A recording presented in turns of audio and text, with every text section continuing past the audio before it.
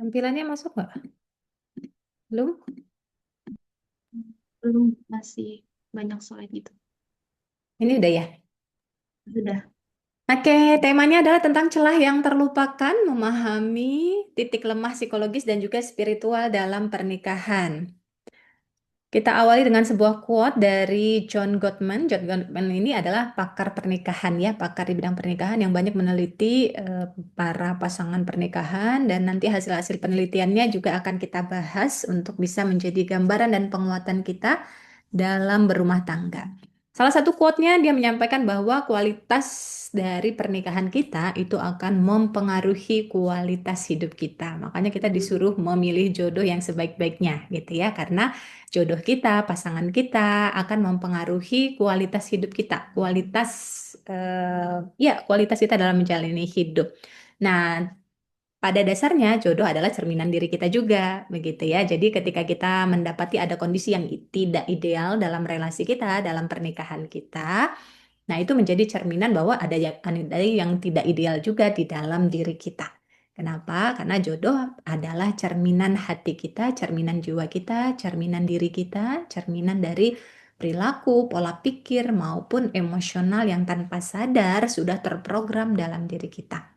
Nah, maka ketika kita mendapati ada kondisi-kondisi yang tidak ideal dalam relasi ataupun pernikahan kita, itu menjadi bahan kontemplasi sebenarnya untuk kita introspeksi diri. Ya, apa nih yang mempengaruhi? Kenapa kok pernikahannya, relasinya, komunikasinya tidak baik-baik saja? Dan itu penting untuk kemudian ditindaklanjuti gitu ya. Jadi ketika kita mendapati ada kondisi yang tidak ideal di pernikahan, tentu menjadi tanggung jawab kita untuk menindaklanjutinya agar yang tadinya katakanlah toksik bisa menjadi pernikahan yang lebih sehat ataupun harmonis. Kenapa kok sepenting itu memperbaiki kualitas pernikahan? Karena kualitas pernikahan kita akan menentukan kualitas hidup kita. Ya, jadi kalau nggak bahagia itu mempercepat kematian, katanya begitu. Ya, jadi John Gottman juga yang bilang. Jadi kalau pernikahannya tidak bahagia, gitu ya, kan banyak stresnya. Kalau banyak stresnya, tubuhnya jadi banyak penyakitnya. Kalau tubuhnya banyak penyakitnya, ya jadi tadi ya risiko kematiannya jadi semakin tinggi. Oke, tetapi kalau pernikahannya bahagia dan karena kita sehari-hari berinteraksi dengan pasangan, tentu ini juga akan menjaga kualitas hidup kita, ya. Jadi bapak-bapak itu kalau misalnya lagi bermasalah dengan istrinya gitu ya, di kantor bu error bu, ya karena banyak konseling dengan bapak-bapak jadi tahu ya, kan di sini ibu-ibu semua ya. Jadi tahu dunianya pria. Jadi ketika habis diomelin istri di rumah atau bertengkar dengan istri atau istrinya lagi ngambek gitu ya atau banyak sedihnya gitu ya. Bapak-bapak itu juga ketika bekerja jadi tidak konsentrasi ya, banyak errornya, banyak salahnya gitu ya. Sempat ada salah satu yang belakangan datang di sesi konseling itu menyampaikan, Bu, saya kayak ngeblank gitu. Mau pulang ke rumah nih gitu ya, malah keterusan nyasar gitu ya. Kenapa? Karena pikirannya lari-lari gitu, pikirannya nggak tenang. Nah, termasuk ketika beliau-beliau bekerja, termasuk kita juga kalau ibu-ibu lagi ada masalah dengan pasangan misalnya, juga jadi di rumah juga jadi nggak efektif, ngasuh anak jadi nggak maksimal, ya masak-masak juga jadi nggak enak masakannya, tiba-tiba keasinan atau tiba-tiba nggak ada rasanya aja. Ya, jadi mengganggu banyak hal dalam kehidupan kita. Apakah itu terkait parenting jadi terganggu, pernikahan jadi terganggu, kesehatan jadi terganggu, konsentrasi berpikir jadi terganggu, dan banyak hal lainnya, termasuk rezeki juga nantinya jadi terganggu juga gitu. Kenapa? Karena tadi nggak konsentrasi dalam bekerja. Oke, sebelum kita masuk lebih jauh, teman-teman boleh sharing nih apa tantangan terbesar dalam pernikahan yang pernah teman-teman alami. Sehingga nanti contoh-contohnya bisa kita kaitkan dengan tantangan yang teman-teman pernah ataupun sedang hadapi belakangan ini. Boleh tulis di kolom komentar apa nih tantangan terbesar dalam pernikahan yang pernah dialami. Apa ya? Karakter. Orang ketiga, ekonomi. Oh iya, ekonomi, mobat mabit. Mobat mabit istilah baru nih, Mbak Rama. Bu Aziza. Baru dengar saya ada. Ekonomi morat-marit kali Bu ya. Ini baru dengar mobat mabi salah ketik kayaknya. Kalau morat-marit saya pernah dengar.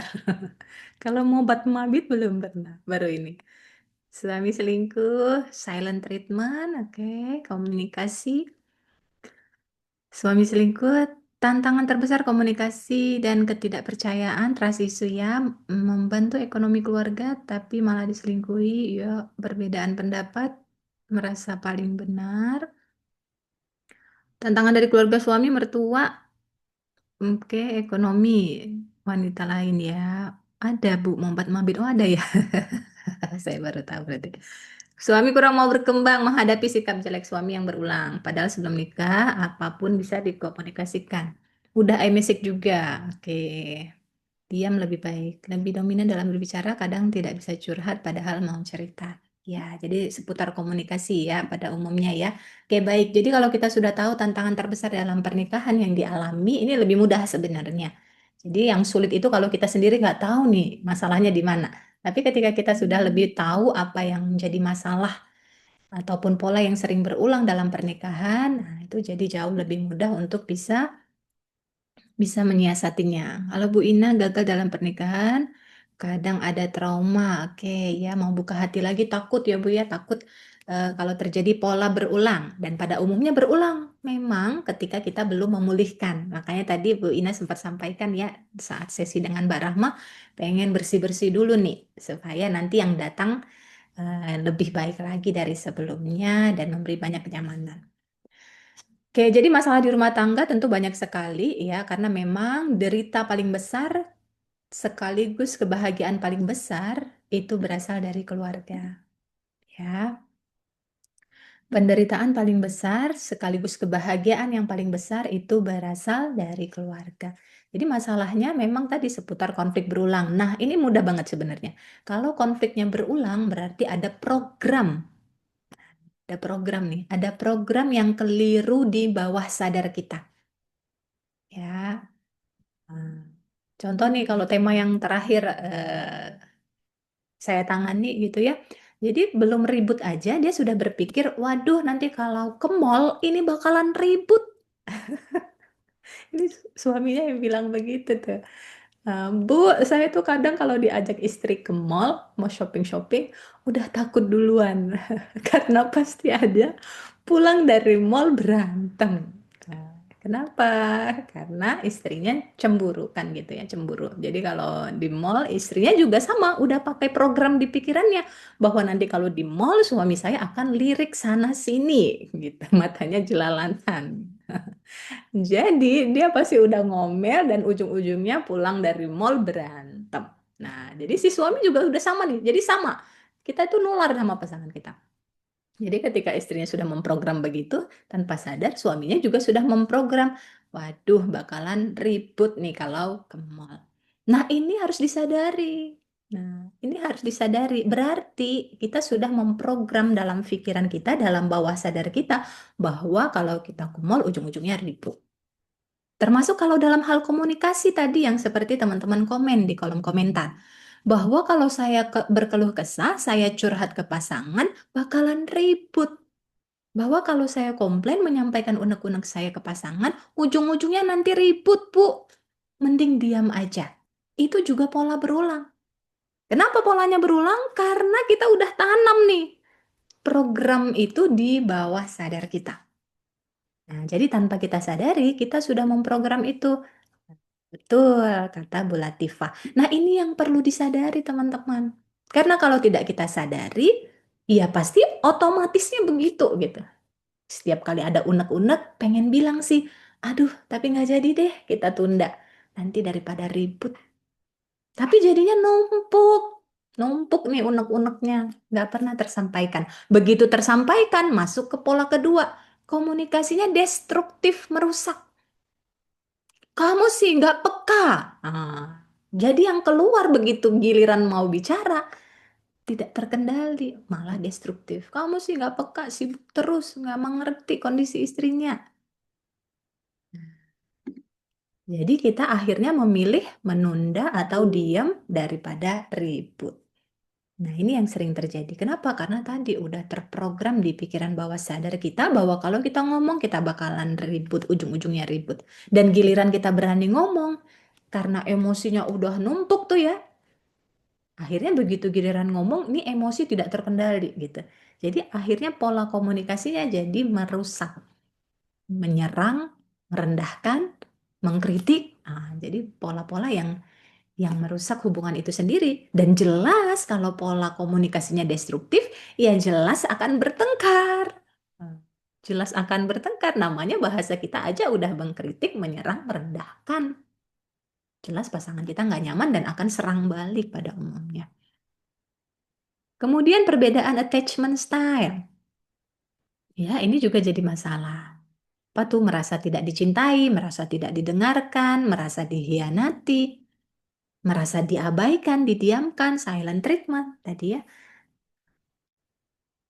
Kemudian distorsi pikiran saat konflik. Memang dia tidak mencintaiku, kan gini terus sih kalau ada perbedaan. Dan semua itu dipengaruhi oleh luka masa lalu yang belum selesai. Tadi contoh Bu Ina menyampaikan ya, ada luka yang belum selesai. Jadi udah pengen sih berumah tangga lagi, tapi ada remnya. Udah pengen sih ngobrol ke pasangan, tapi ada remnya. Apa itu remnya? Ya itu tadi, ketakutan-ketakutan kita. Pengen sih bahagia berumah tangga, tapi luka batin akibat sikap mertua di masa lalu terlalu menyakitkan. Jadi kalau mau lebaran, mau datang lagi, nih takut nih. Nah itu banyak loh, banyak banget. Yang kalau lebaran itu malah udah, kalau lebaran, kalau menjelang lebaran seperti ini banyak sekali pasangan-pasangan yang stres. Ayo, ada kali di sini yang udah mulai stres? Padahal Ramadan, Lebaran harusnya senang. Tapi ternyata banyak di antara kita mungkin ada yang ketika Ramadan menjelang Lebaran itu stres berat. Kenapa? Nanti kalau Lebaran harus kunjung ke rumah mertua, ketemu sama ipar. Gak enak. Kenapa nggak enak? Karena ada luka masa lalu yang belum selesai. Nah, itu pasti membuat kita jadi cemas. Belum kejadian. Nah, itu tadi yang disebut trauma itu kan gitu. Belum kejadian, kita udah takut duluan.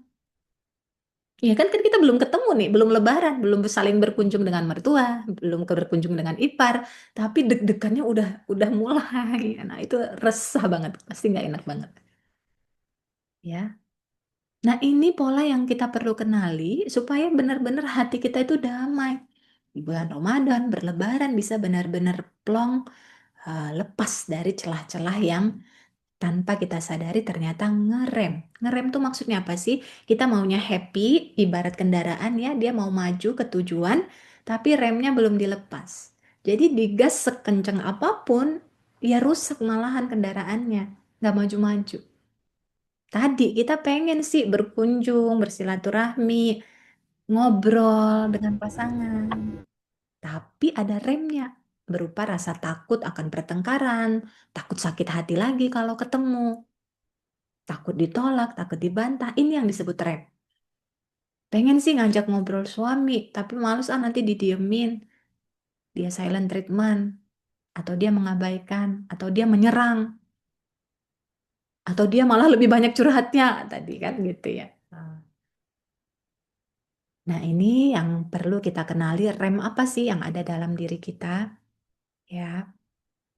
Itu semua adalah program yang tanpa sadar sudah terbentuk dalam diri kita akibat dari luka masa lalu yang belum selesai. Ya, ketika misalnya ada masalah dalam rumah tangga, perbedaan pendapat, ada kondisi yang tidak ideal, tanpa sadar kita udah memprogram tuh, aduh bakalan didiemin lagi nih nanti. Nah, itu pikiran otomatis, bakalan ribut lagi nih nanti, bakalan diomongin lagi nih nanti. Suara itu, teman-teman, itu suara dari program bawah sadar kita. Kita nggak pengen begitu, tapi kok yang kedengerannya begitu di di hati kita. Itu yang teman-teman perlu ganti. Kenapa? Karena pikiran bawah sadar itu berperan 90% terhadap realitas kehidupan berikutnya. Ya, jadi kalau 90% ini belum kita ubah, secara sadar belum kita ubah, belum kita program ulang, ya tadi polanya akan berulang. Apalagi kalau ada ekspektasi yang tidak realistis, harusnya kan dia ngerti, harusnya kan dia sadar, dia nggak berubah-berubah. Nah itu nggak semakin dia nggak berubah-berubah. Jadi kebahagiaan dalam pernikahan itu justru kuncinya ketika semakin kecil ekspektasi kita. Makin tinggi ekspektasi kita, makin kita rentan dengan kekecewaan. Oke, nah ada ayat di sini ya tentang pernikahan. Di antara tanda-tanda kebesaran Allah ialah bahwa Dia menciptakan pasangan-pasangan untukmu dari jenis dirimu sendiri, agar kamu merasa tentram kepadanya. Jadi pernikahan itu sejatinya untuk membuat kita merasa tentram satu sama lain. Kenapa? Karena di antaramu ada rasa cinta dan kasih sayang. Tapi kalau di hati kita ada rasa sebel, ada rasa sakit hati, ada rasa takut, ada rasa sedih, ada rasa bersalah, ya nggak tentram. Ya, yang membuat jadi tentram, sakinah mawaddah warohmah itu adalah karena ada rasa cinta dan kasih sayang di hati kita kepada pasangan kita. Nah, maka begitu kita tadi menyadari ada pola-pola berulang, ada rasa sakit hati, takut, sedih, marah, kecewa, malu, apapun itu yang nggak nyaman itu, ini yang perlu dipulihkan. Supaya apa? Supaya kembali lagi ke rasa cinta dan kasih sayang sehingga dalam interaksinya, komunikasinya jadi tentram. Termasuk ke ipar, termasuk ke mertua, termasuk ke orang tua, termasuk ke anak. Kalau di hati kita, kita tahu rasa cinta dan kasih sayangnya udah berkurang, udah memudar, disebabkan karena luka-luka masa lalu, ini yang menjadi 90% tadi ini. Menggeser dari luka jadi cinta gitu. Supaya apa? Tentram. Tentram tuh apa? Ya mau ngomong ngomong aja. Mau bilang bilang aja. Mau negur negur aja. Tapi tentu ketika hatinya tentram, cara negurnya, cara ngomongnya, cara komunikasinya jelas berbeda. Ya, kita tahu ya ilmu komunikasi itu kata-kata tuh cuma 7%. 38% nada bicara, 55%-nya bahasa tubuh. Jadi yang nonverbal itu 93% tadi. Nada bicara dan bahasa tubuh. Yang mana itu mencerminkan kondisi emosi kita. Jadi kalau kondisi emosi kita tentram, itu pasti kata-kata kita itu jadi berkualitas. Nyampe aja pesannya. Dipahami, jelas, mudah dicerna. Tapi ketika yang 93% emosi kita itu lagi sebel, lagi sedih karena didiamkan, lagi sebel karena habis ditegur pasangan, ya jadi nggak tentram kata-kata kita, namanya lagi sebel tuh, nada kita pasti jadi tinggi, bahasa tubuh kita tuh jadi nggak enak aja gitu. Matanya jadi melotot, bahasa tubuhnya menjauh, ogah-ogahan, yang itu membuat komunikasi jelas jadi terhambat. Ya, sesungguhnya pada yang demikian itu benar-benar terdapat tanda-tanda kebesaran bagi kaum yang berpikir. Nah, ini tadi, area ini tadi yang kita berpikir, kenapa kok nggak tentram selama ini? Karena ada rasa cinta dan kasih sayang yang sudah memudar. Nah, itu yang celah-celah yang terlupakan. Kita fokusnya ke hasil, tapi kita lupa prosesnya. Kita pengen komunikasinya lancar, tapi lupa prosesnya. Ini rasa yang kita sampaikan dalam berkomunikasi masih rasa sebel nih. Jelas nggak tentram. Begitu kita ubah rasa amarah kita jadi rasa tenang, nah komunikasi juga jadi langsung berjalan signifikan. Ya, jadi sakinah itu adanya keamanan emosional, secure. Mau ngomong ya udah ngomong aja. Lagi sedih ya juga merasa aman. Begitupun pasangan kita terhadap kita. Ketika dia ngomong, dia merasa aman, dia merasa didengar oleh istrinya. Ketika dia diam, harapan dia dipahami bahwa dia ada yang gak cocok nih. Dan pengen kita mengerti itu. Jadi ketika kita bisa memahami bahasa tubuh pasangan, nada bicara pasangan, nah kita akan membuatnya merasa aman. Ketika kita tahu pasangan kita lagi marah, ya kita jangan ikutan marah juga. Ya, nah mawaddah ada attachment di sana, kedekatan emosional itu tadi kemampuan kita untuk memahami apa yang dirasakan pasangan, rahmah, empati. Oh iya, dia lagi marah, ya udah jangan dibalas marah dulu, dengerin dulu, tenang dulu, pahami dulu isi hati pasangan kita. Ya, lelaki tidak bercerita. Kenapa? Kenapa lelaki tidak bercerita? Ya, ini pengakuan bapak-bapak yang konseling. Ya karena takut. Sama kayak ibu-ibu tadi takut ya. Bapak-bapak juga takut. Takut. Mereka tuh takut untuk bercerita. Kenapa? Karena ketika dia bercerita, ya diserang balik. Tidak mau berjejak. Diserang balik atau dia merasa tidak didengarkan, dibantah. Jadi dia memilih diem. Nah, diemnya ini bahaya kan gitu ya. Ada aja ulahnya nanti kalau udah diem.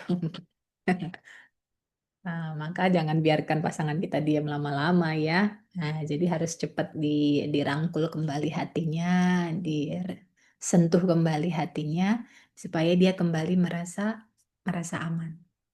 Oke. Nah, ini dia ya. Apa saja tuh yang menjadi 4 penghalang kebahagiaan dalam rumah tangga? Ya, ini berdasarkan riset dari John Gottman dalam bukunya Why Marriage Success or Fail. Kenapa ada pernikahan yang sukses, kenapa ada pernikahan yang gagal? Nah, jadi ternyata faktor yang menentukan suatu pernikahan akan berjalan baik, langgeng, happy, atau gagal, atau dia bersama tapi mati rasa, adalah dari faktor komunikasinya. Gimana bentuk komunikasinya? Ya, pernikahan yang gagal cenderung karena 4 pola komunikasi yang tidak tepat. Pertama, banyak mengkritik. Ya, giliran bicara yang kita keluarkan adalah kritikan. Kamu sih nggak peka, kamu mager, tiduran mulu, rebahan mulu, kerja dong kamu. Kritik, ya. Ini anak tuh, anak butuh sekolah, butuh pampers, butuh banyak kebutuhan. Kerjanya ditambahin dong. Kritik. Masa segini aja transferannya? Kemana uang kamu? Aduh, gitu aja kamu nggak bisa. Kritik ya. Kritik itu sifatnya menyerang pribadi. Dan seringkali kritik itu ketika kita menyampaikan pesan dengan you message. Nah, ini yang perlu kita perbaiki. Tadi sempat ada yang spill, sudah belajar tentang I message. Kalau kita menyampaikan pesan kepada pasangan dengan menggunakan you message, itu rasanya seperti dikritik, disalahkan, ditekan, dipojokkan. Contoh ya, kita sebagai istri pengen bilang ke suami, mau bilang apa misalnya? Ayah sih, hmm, ayah jangan gitu. Kan kita manggilnya ayah gitu ya, atau kamu, atau mas. Mas kok diemin terus sih? Mas kamu tuh loh. Apa? Kamu kok bohong terus? Jadi kalau semua diawali dengan kamu, kecenderungannya kita akan menyerang, mengkritik, ataupun menyalahkan. Contoh ya, misalnya kalau ke bunda nih, ke bunda misalnya ke istri, gitu ya. Kamu kok masaknya keasinan terus sih? Kamu gimana sih? Tuh pakaian kok nggak rapi gosoknya? Ayo dong, kamu temenin tuh anak-anak belajar. Nah, jadi ketika kita disampaikan dengan menggunakan kamu, itu rasanya nggak nyaman. Nah, persoalannya nih, persoalan ya. Ketika kita lagi beda pendapat, lagi emosi, tanpa kita sadari, kita juga nggak maksud menyerang pasangan, mengkritik pasangan, kita pakai you message, teman-teman. Nah, itu tanpa kita sadari, kita pakai you message yang akhirnya membuat pasangan kita merasa dikritik, merasa diserang. Akhirnya kita tadinya pengen dipahami, karena ternyata cara penyampaian kita keliru, pasangan kita malah jadi serang balik, kritik balik. Nah, ini yang bikin repot ya. Nah, itu yang terjadi. Ya, oke, maka kritik itu dihindari, hindari menggunakan you message ketika berkomunikasi, tapi pakailah I message. Ayah, bunda merasa sedih kalau ayah berbohong. Bunda harap ayah bisa terbuka. Bunda ingin mendengar apa yang ayah harapkan dari bunda. Bunda jadi tahu apa yang membuat ayah senang. Itu iMessage. Enak didengar? Enak ya. Bandingkan dengan YouMessage. Ayah kok diem aja sih? Ayah kasih tahu dong, ayah maunya apa? Ayah jangan jadi pria seperti di di meme-meme lelaki tidak bercerita. Nah, jadi bahasanya beda ya. Nah, ketika pakai iMessage, pesannya tetap tersampaikan dan yang mendengar merasa damai ketika mendengar iMessage itu. Oke, kemudian berikutnya yang membuat pernikahan gagal atau menjadi mati rasa, memudar cintanya, atau jadi jaga jarak, perang dingin, adalah merendahkan. Kamu memang nggak benar jadi suami. Aku nyesel punya suami seperti kamu. Dan ini terjadi, ya, ini terjadi. Ya, jadi ini statement dari bapak-bapak nih. Sakit banget, Bu, sakit banget, kata suaminya. Ketika istri saya bilang, kamu belum benar jadi suami. Kalau belum bisa jadi suami, nggak usah nikah. Padahal istri saat itu hanya sedang emosi aja. Dan dia berharap ketika dia menyampaikan itu, suaminya bisa merangkulnya, bisa memahaminya, bisa mendengarkannya. Jelas enggak. Kata-kata yang kita keluarkan aja merendahkan. Bagaimana mungkin kita bisa diayomi? Nah, ini yang kadang-kadang jadi miskom. Kita pengennya dipahami, dimengerti, didengarkan, tapi cara kita menyampaikan merendahkan, mengkritik. Ya jelas pasangan kita mundur. Oh, dia udah sakit hati kan gitu ya. Udah kita pisah aja. Sering terjadi. Ketika ada konflik, ketika suami cerita, menyampaikan pendapatnya, istri minta pisah. Udah pisah aja. Kayaknya kita nggak cocok. Aku pengen cerai. Padahal istri tidak benar-benar pengen minta cerai. Tidak pengen benar-benar minta pisah. Dia hanya ingin dimengerti bahwa dia nggak nyaman nih dengan situasi komunikasi ini. Nggak nyaman nih dengan sikap suaminya. Tapi ketika dia menyampaikan statement seperti itu, ya jadi nggak sehat. Suaminya jelas jadi takut, jadi panik, jadi merasa ditekan gitu. Akhirnya diem. Oke, kemudian berikutnya lagi defensif ya. Ketika misalnya tadi suami memberi masukan, suami memberi teguran, suami menyampaikan harapannya, kita membela diri. Enggak ada loh bunda kayak gitu. Enggak loh ya, bunda nggak gitu. Membela diri. Sama ketika kita nyampaikan harapan kita ke suami, enggak ada kok, enggak. Bohong itu perasaan bunda aja. Nah, itu defensif. Nah, ini biasanya respon otomatis ketika pakai you message. Jadinya membela diri. Pasangannya puas? Enggak. Dia merasa tidak didengar. Bukan nggak boleh loh. Tapi kecepatan. Dia pengennya dipahami dulu, tidak kemudian kita buru-buru membela diri atau meluruskan.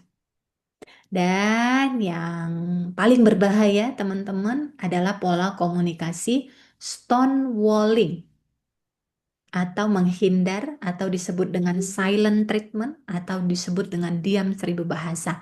Justru yang paling bahaya, rentan perpisahan adalah stonewalling. Kenapa? Karena stonewalling itu udah nggak saling peduli lagi. Terserah kamu mau gimana, aku udah nggak peduli. Nah, itu stonewalling. Udah nggak peduli. Masih mending yang marah-marah. Kalau masih marah-marah, masih banyak berantemnya, walaupun gak sehat gitu ya. Tapi itu masih lebih mending dibandingkan sudah tidak saling peduli. Nah, ini udah rentan banget kalau udah pernikahan itu udah diam-diaman, udah mati rasa, udah diam seribu bahasa, karepmu kalau kata bahasa Jawanya gitu ya, karepe, terserah. Nah, itu justru udah bahaya. Karena udah hilang kasih sayangnya, cintanya udah hilang, udah mati rasa. Ya udah nggak saling peduli lagi. Nah, ini justru titik di mana pernikahan itu sudah berbahaya. Maka beranilah untuk berbicara. Ya, tapi nanti dengan cara yang benar kan gitu ya. Gimana tuh cara yang benar? Nah, karena tadi ya pasangan adalah cermin diri kita. Apa yang paling kita benci dari pasangan seringkali adalah sisi diri kita yang belum selesai kita terima. Contoh lagi ya. Contoh ada pasangan yang konflik gitu ya karena merasa diatur. Ya, ada salah satu klien dia sensitif banget ketika ada tema-tema diatur. Ini seorang istri, ya. Misalnya suaminya batasin, nggak boleh ke sana, nggak boleh ini, nggak boleh itu. Pokoknya tema-tema yang sifatnya batasan, diatur. Dia merasanya diatur kan gitu ya. Padahal kan wajar ya seorang suami eh, mengatur istrinya, mengarahkan istrinya, membimbing istrinya. Namanya dia pemimpin di rumah tangga. Wajar banget kalau seorang suami mengarahkan istrinya. Tapi si istri merasa sangat tidak nyaman ketika merasa diatur. Akhirnya kan ribut ya. Setiap kali suaminya pengen ngatur dia bantah. Setiap kali suaminya pengen ngatur dia ada aja bantahannya. Yang tentu suami nggak nyaman dong ketika dia ngasih masukan dibantah, ketika dia ngasih arahan nggak dilakukan. Dia jengkel juga lama-lama suaminya. Akhirnya kan jadi keributan, jadi nggak sehat rumah tangganya. Ketika digali dalam sesi konseling, dia punya luka ya, luka masa lalu tadi, luka pengasuhan. Dari kecil dia sudah diatur-atur oleh ibunya. Milih sekolah dipilihin, beli baju dipilihin, mau ekskul hobi dibatasin, dipilihin juga. Semua dipilihin, diatur, nggak boleh pulang malam, nggak boleh ini, nggak boleh itu, ya. Bahkan sampai hal-hal sekecil apapun dia diatur terus tuh, nggak pernah dikasih kebebasan. Makanya salah satu cita-citanya adalah ingin bebas. Jadi begitu suami ada negur, ngasih batasan, merasanya terkurung, merasanya terkekang. Bukan karena suaminya, gitu. Walaupun pemicunya adalah suami nih. Halo, ya. Pemicunya adalah suami. Ini yang saya sebut tadi, apa yang paling kita benci dari pasangan seringkali adalah sisi diri yang belum selesai di diri kita sendiri. Kenapa setiap kali suaminya ngatur, mengarahkan, membimbing, membatasi, dia merasa emosional banget. Kayaknya merasa nggak dicintai banget gitu loh. Padahal justru suami mengarahkan istrinya kan karena bentuk cintanya, bentuk tanggung jawabnya, bentuk perhatiannya. Tapi si istri nggak merasa. Kenapa? Karena tema diatur itu adalah luka batinnya ke orang tuanya dulu. Nah, itu luka pengasuhan, inner child, mental block itu. Kenapa sih aku selalu diatur? Gitu. Akhirnya ngebantah terus. Nah, ini yang perlu kita sadari, tema-tema yang membuat kita sensitif pada pasangan bisa jadi adalah tema-tema dari trauma atau luka batin kita ke orang tua. Nah, itu yang disebut dengan pikiran bawah sadar yang 90% membentuk kita. Termasuk tema-tema perselingkuhan pada umumnya adalah tema-tema yang berulang. Ya, contoh ya di orang tua pernah ada kejadian begitu, muncul lagi di pernikahan saat ini. Ya, dan bukan isu perselingkuhannya sebenarnya, karena perselingkuhan itu hanya pelarian saja. Yang menyebabkan kenapa pasangan ada yang berselingkuh, tadi dia tidak menemukan keamanan, kenyamanan. Ya, tadi misalnya dia ngasih pendapat, istrinya nggak dengerin. Dia ngasih masukan, istrinya bantah. Akhirnya di luar ada yang nurut. Namanya di luar dia jadi pemimpin juga misalnya. Ada yang nurut. Dia kasih masukan ke karyawannya. Karyawannya dengerin banget tuh. Makasih Pak, saya sudah terapkan masukan Bapak dan Alhamdulillah hasilnya bagus. Kena lah. Hal yang dia tidak dapat di rumah, kok dapat di luar. Merasa ditaati. Nah, tema-tema selingkuh itu aja kok. Kalau pria ya, merasa apa? Butuh ditaati, butuh diapresiasi. Di rumah dia direndahkan terus. Kamu nih kurang perhatian sama anak, kamu nih sibuk terus, kamu nih. Nah, pakai bahasa yang tadi ya, apa? Kritik, merendahkan. Nah, begitu di luar, Bapak keren banget tadi presentasinya. Ih, Bapak bagus deh. Ih, Bapak gagah deh. Kena. Nah, jadi isu-isu perselingkuhan bukan benar-benar pengen selingkuh, tapi tadi dia tidak menemukan hal yang dia butuhkan dari pasangan di rumah, ya seringnya ngelihat eh, istrinya marah-marah ke anaknya, gitu ya, dan dia tidak sampaikan kan gitu ya. Kemudian di luar dia dapatkan kebetulan kan gitu ya, kebetulan pas di titik rendahnya ada yang muji, ada yang menunjukkan dia respect. Nah, jadi bukan isu perselingkuhannya yang berulang, teman-teman. Pola berulang yang menyebabkan, misal ada pola berulang tema perselingkuhan misalnya. Bukan perselingkuhannya, tapi why-nya, penyebabnya. Nah, itu yang perlu dipelajari. Oh, ibu saya dulu terlalu dominan ke bapak saya. Bapak saya selingkuh. Nah, kalau kita mengikuti pola yang sama, seperti ibu kita, dominan juga gitu loh, maka kita akan dapat hasil yang sama. Nah, itu yang perlu dipelajari. Kenapa sesuatu terjadi? Nah, karena ada sebabnya. Nah, sebabnya apa? Bukan karena dia memang tukang selingkuh, enggak. Tapi karena dia belum dapat tadi kenyamanan yang dia butuhkan. Apa tuh kenyamanan yang dibutuhkan laki-laki? Diapresiasi, dihargai, dipuji, ya. Kemudian ditaati. Nah, itu respect namanya. Dan begitu juga wanita. Jangan salah, ibu-ibu juga banyak yang selingkuh gitu. Ada juga gitu wanita, istri-istri yang juga selingkuh. Kan banyak tuh perselingkuhan di dunia kerja kan banyak. Ya kan sama-sama udah berkeluarga pada umumnya. Kenapa kok ada istri-istri yang selingkuh? Ya kan tidak hanya bapak-bapak kan, bapak-bapak nggak mungkin selingkuh sama kalau bukan ibu-ibu ya. Dan ibu-ibu kebutuhan cintanya apa? Didengar. Pengen didengar. Kenapa kok kalau sama selingkuhan bapak-bapaknya mendengarkan ibu-ibu? Ya karena dia nggak ada tanggung jawab di sana ya dia dengerin aja. Tapi kalau sama suami kenapa kok kurang nyaman? Karena suami pengen mengayomi, pengen ngasih solusi, pengen jadi hero. Sehingga kadang-kadang kecepatan langsung ngasih solusi ke istrinya dan bikin istrinya merasa nggak didengar. Beda kalau sama selingkuhan. Ketika curhat sama selingkuhan, dia nggak ada tanggung jawab gitu. Ya dia dengerin aja gitu. Dia juga bingung mau ngasih masukan apa sehingga seolah-olah selingkuhan itu mendengarkan si ibu padahal tidak. Tapi karena dia diem, kita jadi merasa didengarkan, nyaman. Nah, ya, jadi itu yang perlu kita pahami teman-teman sekalian, bukan pada tema selingkuhnya, bukan pada tema kenapa dia diem saja, bukan kenapa komunikasi jadi nggak jalan. Nah, tapi kenapa? Why-nya itu yang perlu teman-teman pahami. Apa ya perilaku saya yang menyebabkan ini terjadi? Nah, itu namanya kontemplasi. Apa ya respon saya yang membuat dia jadi menghindar, yang membuat dia jadi diam, yang membuat dia jadi marah, yang membuat dia jadi selingkuh. Dan kalau ditanya kan nggak ada. Enggak, kamu nggak salah. Tapi ternyata ada kan gitu. Namanya lagi ketahuan selingkuh kan jelas dia nggak mau cerita dong, takut lah. Ya, makanya kadang-kadang butuh bantuan profesional ke konselor pernikahan untuk bisa mendengarkan dua sisi ya.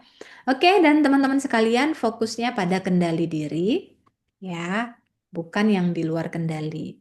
Jadi ketika kita sedang punya masalah atau konflik di rumah tangga, fokuslah pada yang dalam kendali kita, bukan yang di luar kendali kita.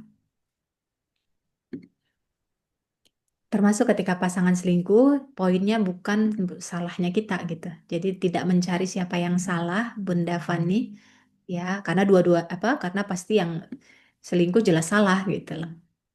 Jadi bukan menyalahkan diri sendiri temanya, tapi bagian dari kita mencari menjadi momen kontemplasi, maksudnya ke arah sana ya. Tidak salah, istri pasti sudah melakukan yang terbaik selama ini menjadi seorang istri, menjadi seorang ibu. Pastinya setiap istri sudah melakukan yang terbaik yang dia mampu, yang menurutnya itu yang terbaik kan gitu ya. Tapi kadang ada kalanya ternyata kok pas nggak tepat dengan pasangan kita. Nah itu poinnya. Ya atau pas pasangan kita juga lagi error aja. Jadi poinnya bukan menyalahkan diri sendiri bahwa kalau suami selingkuh berarti salah pasangannya. Enggak, namanya selingkuh kan tidak dibenarkan ya nggak boleh gitu loh. Ya, oke. Maka ketika mendapati ada pasangannya yang selingkuh, ada pasangannya yang silent treatment, ada mertua yang bikin sakit hati omongannya, ada komunikasi yang tidak berjalan baik, tanggung jawab kita adalah bukan menyalahkan. Nah, kalau menyalahkan namanya mode korban. Ya, kalau kita ngurusin yang di luar, kita jadi bersikap menyalahkan. Dan ternyata kalau menyalahkan itu di luar kendali kita. Kita nggak bisa atur-atur pasangan kita, nggak bisa atur-atur mertua kita, ipar kita, nggak bisa. Nggak bisa juga ngatur Tuhan. Oh Tuhan, jangan kasih saya masalah dong. Loh, ini cara aku mencintaimu, kata Tuhan lah. Karena ketika kamu aku kasih masalah, kamu jadi belajar nih, datang nih seperti ini. Kamu jadi bertumbuh dengan apa yang kamu pelajari. Kamu jadi bisa memperbaiki respon, sehingga kamu jadi dapat anugerah ke depan. Ketika kamu ada masalah, dosa-dosa kamu aku gugurkan. Nah, Allah akan bilang begitu. Why not? Kenapa enggak? Karena aku sangat mencintai hambaku, maka aku kasih hambaku masalah. Supaya dia belajar, dia berbenah, dia dapat anugerah yang lebih besar lagi seiring dengan itu. Ya, jadi ketika kita dapat masalah, yang kita fokuskan bukan yang di luar, bukan juga menyalahkan diri sendiri tadi, apa karena saya salah ya Bu, pasangan saya selingkuh? Tidak, ya, kita nggak cari siapa yang salah di sini, karena kalau pakai bahasanya Islam, sudah qadarullah aja, udah qadarullah aja memang harus dilewati saja. Dan seringkali kalau temanya adalah perselingkuhan, ketika perselingkuhan itu terbuka, teman-teman, itu adalah pertemuan di mana istri sudah berserah pada Tuhan dan suami sudah menyadari kesalahannya dan ingin kembali gitu. Nah, pertemuan antara energi tersebut adalah terbukanya fakta perselingkuhan itu. Jadi nggak ada yang perlu disalahkan karena di titik di mana fakta itu terbuka artinya di waktu yang tepat.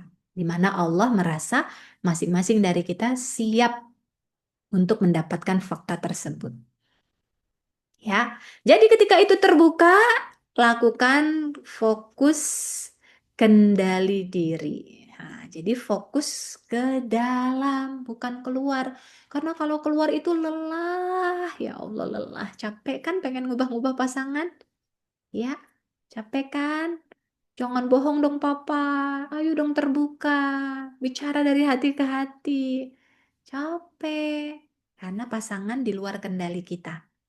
Maka belajarlah untuk fokus pada yang dalam kendali kita, yakni diri kita sendiri. Nah, gimana tuh? Nah, ini tadi ya, refleksi. Ya, alhamdulillah Bu Fani ya. Benar, kontemplasi.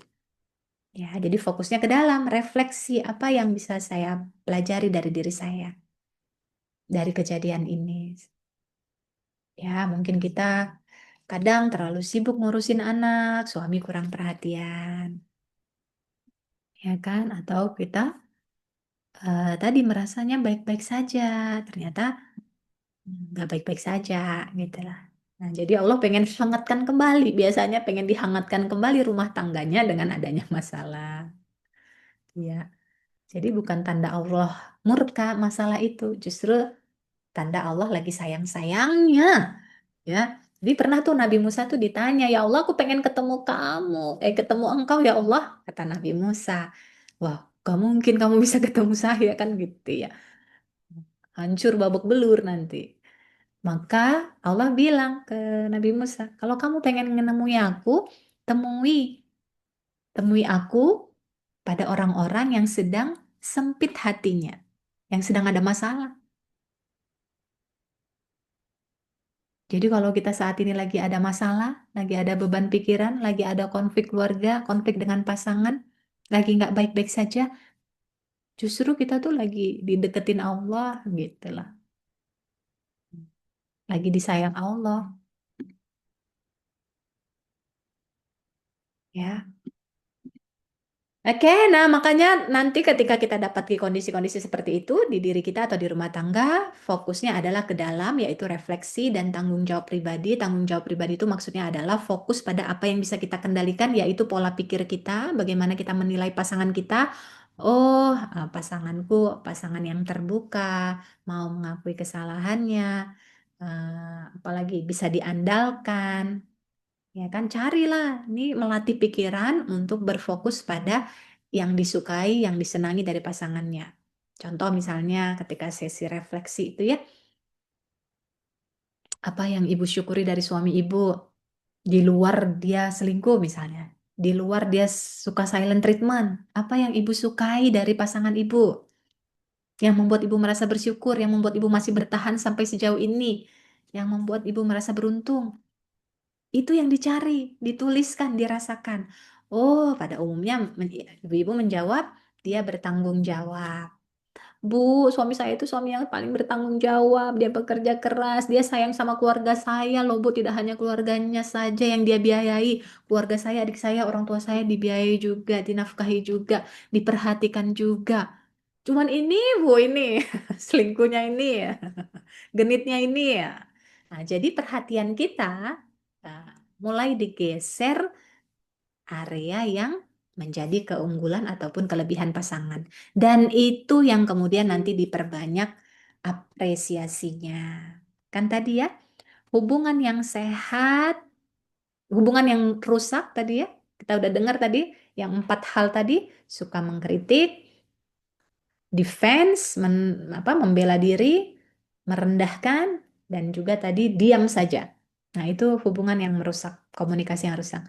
Maka gantinya adalah untuk lebih mengekspresikan syukur, terima kasih. Katakanlah pasangannya tadi selingkuh, tapi dia mau kembali ke keluarga, memilih istrinya kembali, anaknya lagi, kembali ke keluarganya, itu disyukuri juga. Makasih ya ayah, ayah memilih kembali ke keluarga.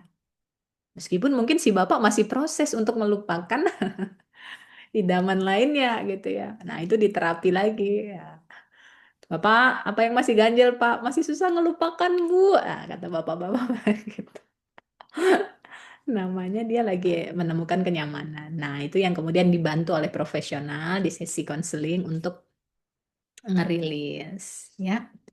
Atau bapaknya bilang lagi begini, iya Bu, saya udah bertekad untuk kembali ke keluarga saya, kembali ke istri saya, gitu ya. Saya sudah bertekad.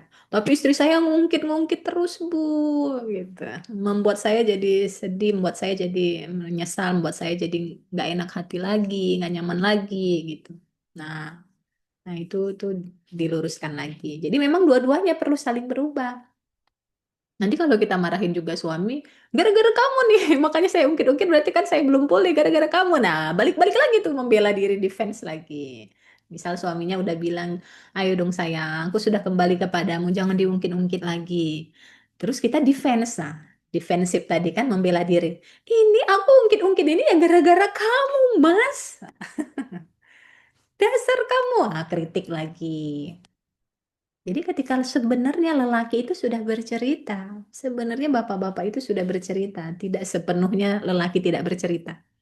Hanya saja kadang momennya tadi ya, momennya lagi nggak baik-baik saja, baru dia bercerita, baru dia menyampaikan hal-hal yang dia tidak nyaman selama ini. Momennya kadang nggak pas. Tapi sebenarnya mereka sudah cerita dan itu yang perlu kita dengarkan. Oke, jadi fokusnya adalah ke dalam bukan keluar ya. Jadi perubahan dimulai dari self awareness, kesadaran diri dan juga self efficacy bahwa kita mampu melewati semua itu. Apa landasannya? Ada di Quran surat Ar-Ra'd ayat 11.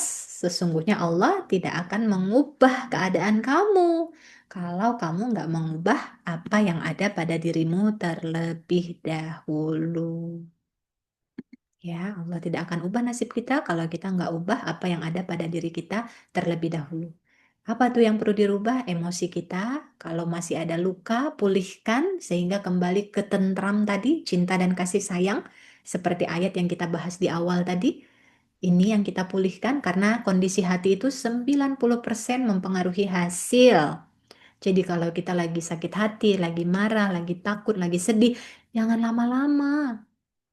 Segera pulihkan. Ya, ini yang dalam kontrol atau kendali kita.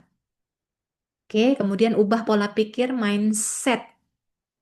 Mindset kita terhadap pernikahan, mindset kita terhadap diri kita. Sadari bahwa tadi misal ada teman-teman yang merasa diselingkuhi, apapun yang sudah terjadi, teman-teman adalah istri yang berharga. Nggak ada tuh menyalahkan diri sendiri. Apa karena saya kurang cantik? Apa saya karena terlalu gemuk? Apa saya kurang melayani? Apa saya kurang... Enggak. Teman-teman sudah menjadi sebaik-baik yang teman-teman lakukan selama ini. Ya.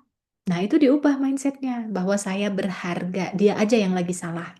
Gitu. Jadi bukan menyalahkan diri sendiri. Suami saya aja yang lagi salah, pasangan saya aja yang lagi khilaf.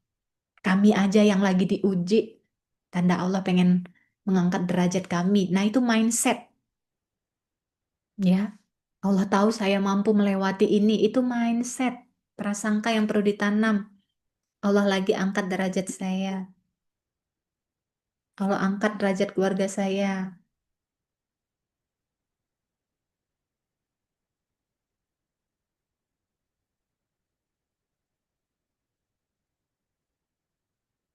Oke? Jadi fokus untuk memperbaiki respon. Tadi ya responnya bukan dengan menyerang, tapi dengan asertif pakai iMessage, kemudian lebih memperbanyak pujian kepada pasangan.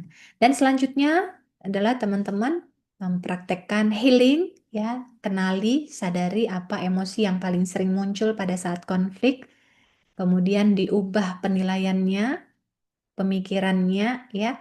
Pasangan saya egois misalnya, ganti ya, saya merasa tidak didengar, saya merasa diabaikan, saya merasa dibohongi. Nah, ini yang teman-teman latih, ya.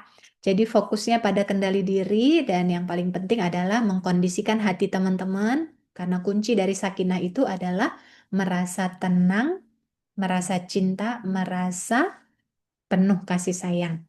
Nah, jadi fungsi dari healing adalah untuk membantu kita apapun kondisi yang ada, pasangan silent treatment, pasangan berselingkuh, pasangan tertutup, pasangan nggak mendengar, itu hanya gambaran luar saja. Begitu kita healing, menerima keadaan itu, kita jadi lebih berani untuk berkomunikasi. Kita jadi berani menyampaikan, ayah, bunda sedih kalau ayah diem. Ayo dong, ayah ajak bunda ngobrol. Ayo dong kita quality time makan bareng di luar ayah. Ayah bunda seneng deh ngelihat ayah main sama anak-anak. Ayah bunda seneng deh ngelihat ayah tersenyum begitu. Ayah maaf ya kalau tadi nada bunda ketinggian, marah, membuat ayah jadi diem dan gak nyaman. Nah, jadi ketika kita sudah healing, kita udah tenang, kita jadi lebih berani untuk mengajak diskusi, mengajak komunikasi, dan menyampaikan harapan kita. Bunda ingin ayah bisa kembali ke jalan yang benar. Bunda ingin ayah bisa terbuka. Bunda ingin ayah tahu bahwa Bunda sangat menyayangi ayah dan menerima ayah meskipun ayah sudah melakukan kesalahan. Nah, itu poin besar. Ya, jadi seringkali yang paling membuat bapak-bapak berubah itu ketika dia melakukan kesalahan, istrinya menerimanya. Ya Allah, Bu, saya sudah melakukan kesalahan sedemikian besar. Tadinya saya sudah berpikir akan diceraikan oleh istri saya dengan kesalahan yang saya perbuat ini, perselingkuhan ini. Tapi ternyata istri saya masih ngasih saya kesempatan, masih mau memaafkan saya, masih mau menerima saya. Nah, itu biasanya menggemparkan pria. Nah, membuat mereka yang tadinya udah jahat begitu ya, jadi lembut hatinya. Jadi lembut hatinya, pada keluarga. Ya, dan wajar banget kalau marah, Ibu. Ya, tapi jangan berlarut-larut gitu ya. Setelah marah, kita udah rilis, baru kita uh, obrolkan baik-baik harapannya. Oke, seperti itu ya teman-teman sekalian materi untuk kelas hari ini ya. Em, dan di sini kita mau sampaikan ke teman-teman ada webinar lanjutan dari webinar yang hari ini, yaitu di tanggal Senin ya. Ini Selasa ya, berarti Senin depan dan Senin depannya lagi tanggal 2 Maret dan tanggal 9 Maret lanjutan dari sesi webinar gratis pada siang hari ini, di mana nanti di sesi yang kedua pekan depan itu kita akan membahas bagaimana cara membasuh luka akibat pengkhianatan ataupun perselingkuhan pasangan. Jadi ada terapinya yang nanti akan kita praktekkan pada sesi yang kedua pekan depan ya secara private untuk membasuh luka. Karena tadi ya membasuh luka batin itu perannya 90% ya. Jadi kalau kita berpikir secara sadar kita pengen kembali harmonis, itu pikiran sadar bagus, tapi perannya hanya 10% saja. 90%-nya apakah benar-benar kembali harmonis atau butuh waktu yang lama tergantung pada seberapa dalam lukanya. Ya, kalau lukanya masih sangat dalam, kita masih kesulitan memulihkannya, masih banyak ngungkit-ngungkitnya, masih banyak menyerang pasangannya, jelas jadi jauh nih keharmonisannya jadi lama prosesnya gitu. Ya. Nah, itu yang butuh segera untuk dipulihkan. Ya, trauma-trauma masa lalu. Ya, akhirnya menghambat proses komunikasi kita tadi. Jadi takut mau jalan bareng ke mall aja takut. Mau bicara dari hati ke hati, mau ngajak ngobrol pasangan juga takut. Karena sebelumnya sering dibantah, sering diabaikan, sering ditolak. Ya, nah ini yang kemudian menjadi prioritas kita di sesi berikutnya untuk membasuh luka batin tersebut. Nanti kita menggunakan teknik EFT, Emotional Freedom Technique, di mana tubuh kita itu sebenarnya menyimpan energi.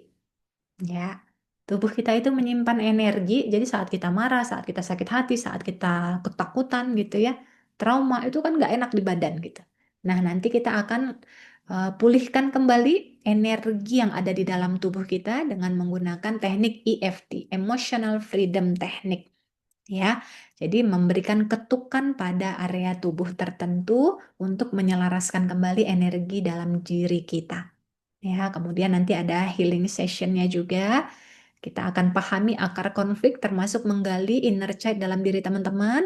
Dan kemudian di sesi minggu depannya lagi ada tema benteng Sakinah. Nah, ya dikasih benteng nih. Apa tuh bentengnya? Untuk bisa menjaga kesetiaan pasangan dan membuat komunikasinya bisa lebih asertif tadi, lebih lancar.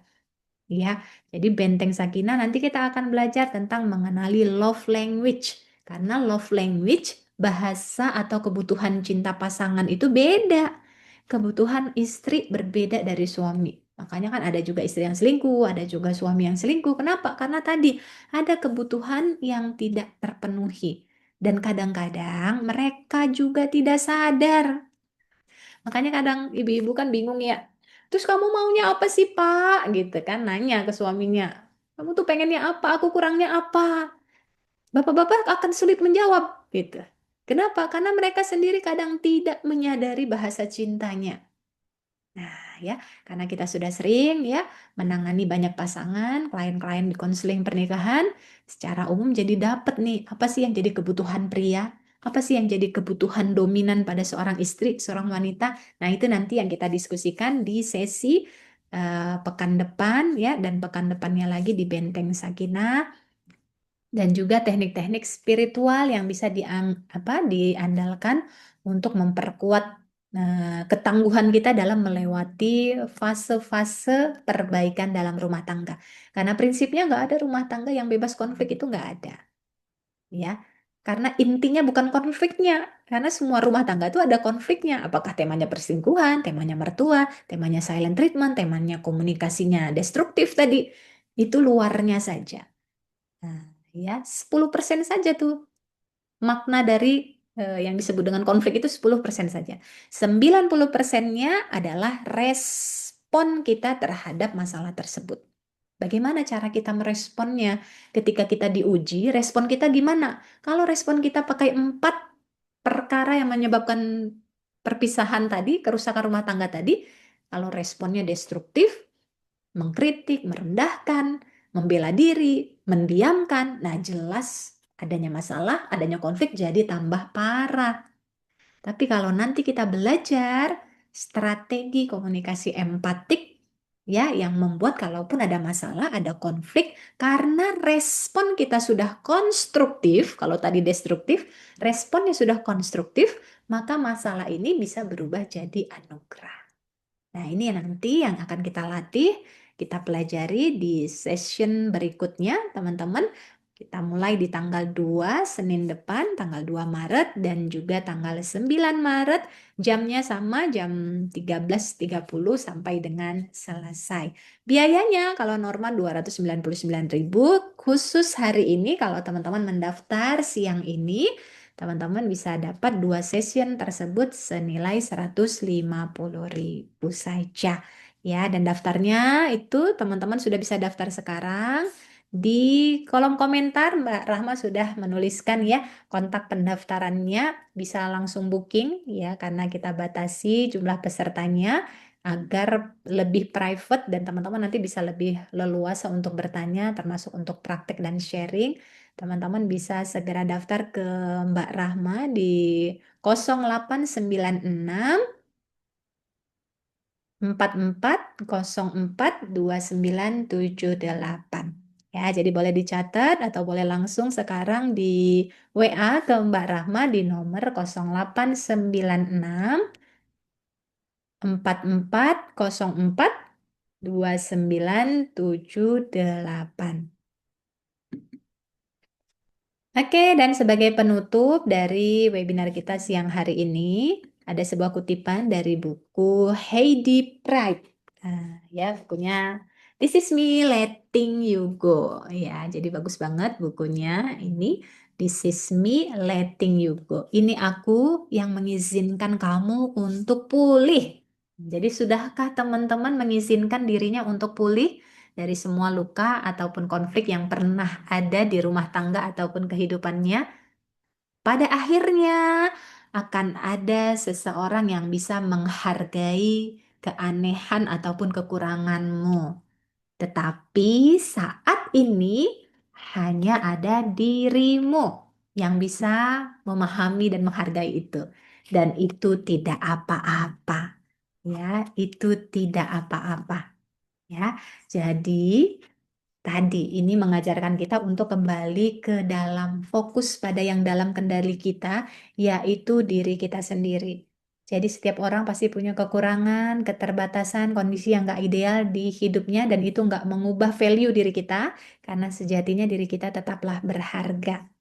Ya, dan diri kita lah nih yang paling bisa menghargai dirinya sendiri dan kasih penerimaan, pemaafan, dan cinta kasih yang tulus untuk diri sendiri karena apa yang sudah kita lalui, apa yang sudah kita lewati, apa yang sudah kita upayakan selama ini semuanya adalah berharga. Dan kalaupun saat ini kita sedang diuji rumah tangganya, kehidupannya, itu juga tanda Allah sedang mengangkat derajat kita, ingin kita belajar, ingin kita bertumbuh, yang mana dengan itu kondisi kita ke depan insya Allah jadi jauh lebih baik, lebih harmonis, lebih bahagia lagi. Demikian, semoga bermanfaat. Saya kembalikan lagi kepada Mbak Rahma. Ya, baik. Terima kasih Bu Sukma, Masya Allah.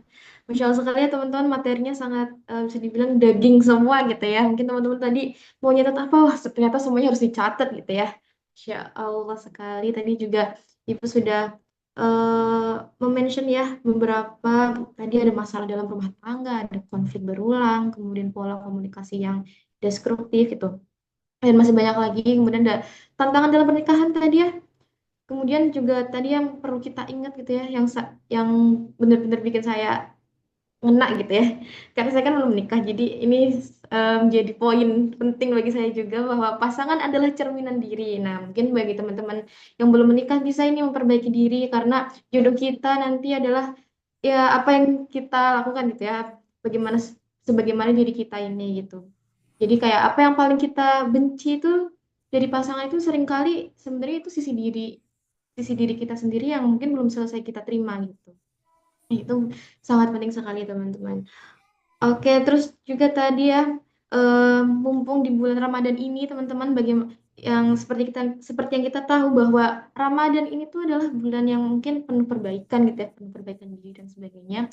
Nah, oleh karena itu kami juga mengundang teman-teman semua, Bapak Ibu sekalian untuk mengikuti webinar eksklusif kami yang nantinya akan mengupas beberapa teknik pemulihan ya, yang seperti tadi sudah dijelaskan sama Bu Sukma yang mana di sana akan dibahas lagi dan praktik lebih dalam lagi dan lebih private lagi dan nanti ada dua sesi. Yang sesi pertama itu tanggal 2 Maret dan sesi keduanya itu di 9 Maret. Nah, untuk harga normalnya tadi untuk normalnya itu 299.000. Khusus daftar hari ini teman-teman bisa hanya membayar sebesar 150.000 saja teman-teman. Dan setiap pembelian itu nanti akan ada bonus ibu pernikahan senilai 99.000. Nah, bagi teman-teman hanya hari ini teman-teman untuk pembelian early bird-nya. Nah, eh jadi untuk besok harganya akan normal lagi 299.000. Nah, mungkin teman-teman bisa langsung hubungi nomor yang sudah saya kirim ya di chat, di kolom chat.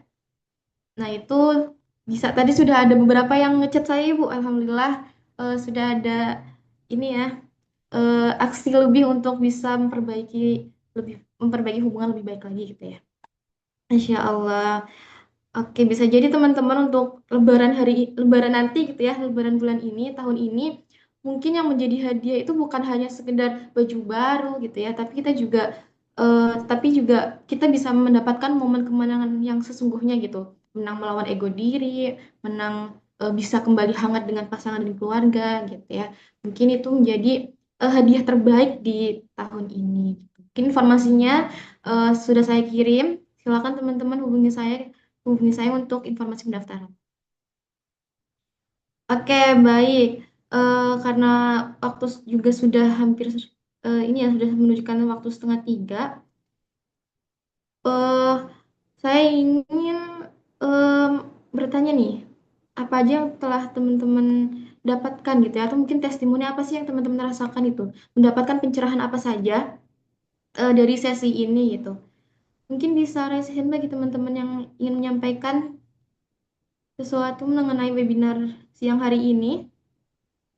Atau bisa ditulis di kolom kolom chat ya teman-teman tentang mengenai testimoninya, pencerahan apa sih yang didapatkan atau mungkin tadi oh ternyata yang kurang dari saya tuh ini, ternyata saya harus seperti ini, saya mungkin harus lebih memahami bagaimana laki-laki bersikap gitu ya, komunikasinya mungkin oh ternyata selama ini saya mempraktiknya tuh you message gitu, makanya nggak pernah adem itu komunikasinya gitu.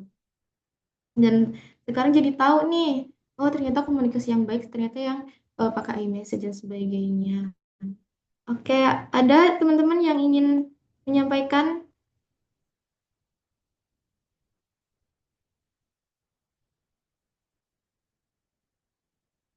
boleh raise hand, open mic, atau boleh ditulis di kolom chat teman-teman. Biar nanti bisa Bu Sukma baca atau dengarkan.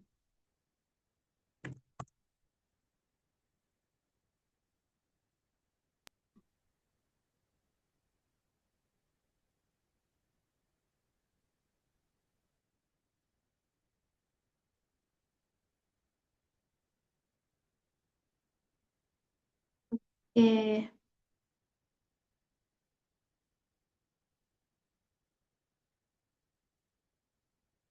oke mungkin nanti bagi teman-teman yang ingin bertanya mengenai permasalahannya, mungkin nanti bisa mengikuti kelas selanjutnya. Yang sudah tadi dijelaskan ya. Sini ada Bu Neni Hidayati.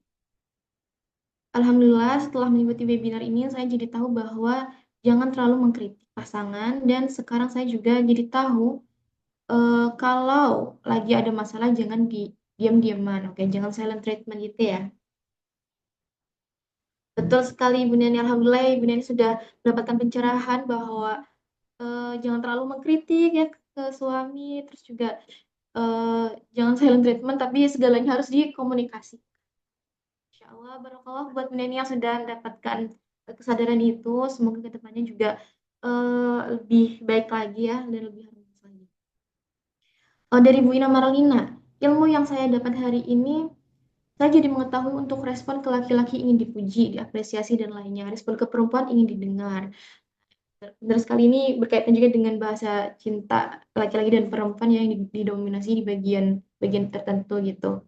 Masya Allah, barakallah Bu Lina yang sudah mendapatkan pencerahan itu ya hari ini. Semoga bisa dipraktikkan dan bisa menemukan satu titik yang mungkin bisa mengubah hidup Ibu Lina lebih baik lagi. Terima kasih teman-teman yang sudah memberikan testimoninya. Meskipun juga buat teman-teman yang hari ini mengikuti ya, semoga mendapatkan pencerahan-pencerahan baru dan bisa dipraktikkan langsung nanti gitu ya. Oke, mungkin kami selain ada webinar, kami juga membuka teman-teman layanan konsultasi ya, berbagai konsultasi yang mungkin di awal tadi eh, sudah saya tayangkan ya poster-posternya. Teman-teman juga bisa eh, menghubungi saya ketika ingin mendapatkan informasi mengenai layanan konselingnya. Oke, juga bagi teman-teman yang sekarang ada di grup, mungkin bisa stay di grup ya, jangan keluar grup dulu karena di grup itu nanti akan kami share informasi-informasi mengenai event-event selanjutnya. Jadi teman-teman boleh stay dan jangan keluar dari grup dan teman-teman juga boleh follow Instagram kami eh, di psikolog keluarga dan di tiap harinya insya Allah kami akan share konten edukatif yang mungkin bisa teman-teman jadikan pelajaran atau mungkin teman-teman bisa nikmati. Oke, alhamdulillah teman-teman. Untuk Q&A-nya nanti akan kami buka di webinar selanjutnya. Jadi teman-teman bagi yang ingin bertanya konsultasi langsung boleh langsung daftar di webinar eh, eksklusifnya di tanggal 2 dan tanggal 9 Maret. Boleh langsung chat saya, chat nomor yang sudah saya share di grup untuk mendaftarnya. Oke, alhamdulillah teman-teman serangkaian acara hari ini telah usai. Jadi semoga gitu ya ilmu yang didapat hari ini bisa menjadi amal jariah dan membawa keberkahan bagi rumah tangga kita semua. Eh, Mungkin dari saya mengucapkan selamat melanjutkan ibadah puasa, selamat mempersiapkan menu berbuka dengan penuh cintanya gitu ya. Saya Rahma mungkin pamit undur diri. Assalamualaikum warahmatullahi wabarakatuh.